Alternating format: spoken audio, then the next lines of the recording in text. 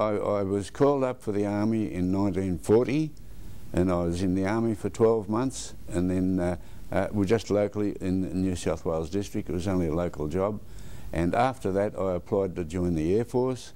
I was accepted, and I then spent the rest of the war in the Air Force till 1945.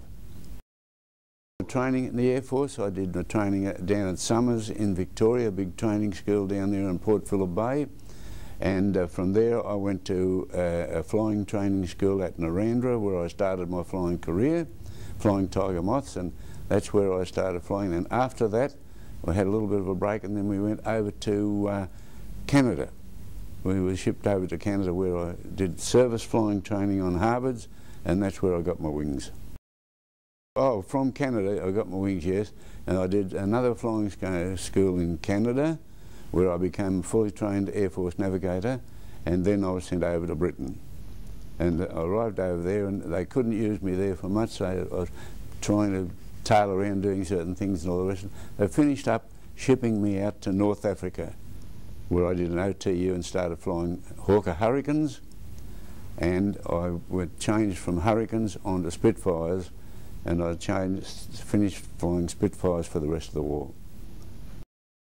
Well, for North Africa, I did the whole of the Italian campaign, the Middle East campaign, where I spent one complete tour of operations flying in and over the Mediterranean from African bases. Firstly Tokra, and then at Heliopolis and things like that, on this one Spitfire squadron. I lost a few good mates there. They were all went missing over to the Mediterranean, either shot down or crashed or something or other. But no, they're all pretty much the same. There's nothing outstanding, just a job of work to do, you know, which we went and did. Oh, well, in North Africa we were flying from Tokra, and from Heliopolis we covered the whole of the Mediterranean area, right across through to Syria and the Dodecanese Islands and places like that. Long range. The longest flight I've ever done in a Spitfire is 5 hours and 10 minutes in a Spitfire, and then I had to land and refuel, and you know, that was the longest trip I've ever done. But they were really a short-range aircraft. They were a fighter aircraft. They weren't a bomber or anything like that. They were fighter and reconnaissance aircraft, which we used very wisely to great use in the Middle East. Yes, once time I had my port wing blown off. Port wingtip blown off. It was the closest I came to being killed. Oh yes, well I couldn't catch the fighter. He just shot down, put a few bullets through my wingtip and disappeared. I didn't know where he came from, I didn't know where he went. Oh, we're out about 200 or 300 miles out over the Mediterranean, and out as far as, you know, where Malta and places like that are in the Mediterranean, out as far as that, and to the toe of Italy and places like this. We used to cover a fair bit of the Mediterranean and go out long distances. No, it was an English squadron, yes. And we had a few Canadians, a few Australians, New Zealanders, and we had more Canadians than anything, because the Canadians had a lot of people in the Air Force during the war. Oh, okay. We had quite a few Australians.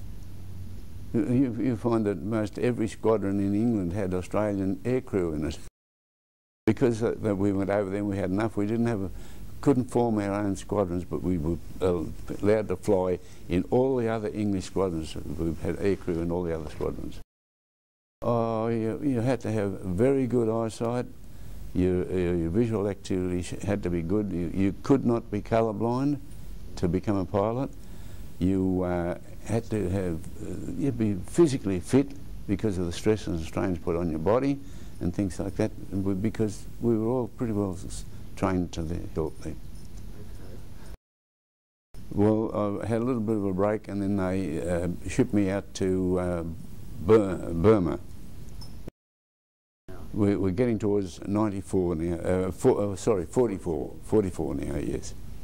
And I spent the next few months out there, 6 months out there, doing my second tour of operations, which ran to about 42 trips, and I finished the war in Burma. Spitfire flying is Spitfire flying, you know, it's the same pretty much everywhere. You had to look after yourself. You naturally, you were the only one in the plane. You were responsible for your own safety and whatever you did, and we just did what we were told to do. We went right over to Monua and up as far as the Chinese border, and we were operating from the Imphal Valley, which is on a beautiful little valley on the border of India and Burma. We were stationed in there, and we used to make that that was our base area. The biggest thing we had to be careful of when reconnoitring up and down the rivers, the Japanese used to string cables across the rivers to try and catch them. We had to be very, very careful there. And we know a few people that were caught with them and smashed to pieces naturally and all the rest of it. But we managed to dodge those pretty well, and I just went through all my training, my flying there, and I think I did a pretty good job for the Air Force. And when we got back to Australia, we did not even know that Darwin had been bombed. Really? And it was kept from us, probably because we would want to come home and take part in the war out here. Yeah. But we were, lots of things were happening, and the Japs were getting very close. They were right down into New Guinea and battling along there through New Guinea. Well, we didn't know any of this, and we were only just over in India and Burma, not a long distance away from home.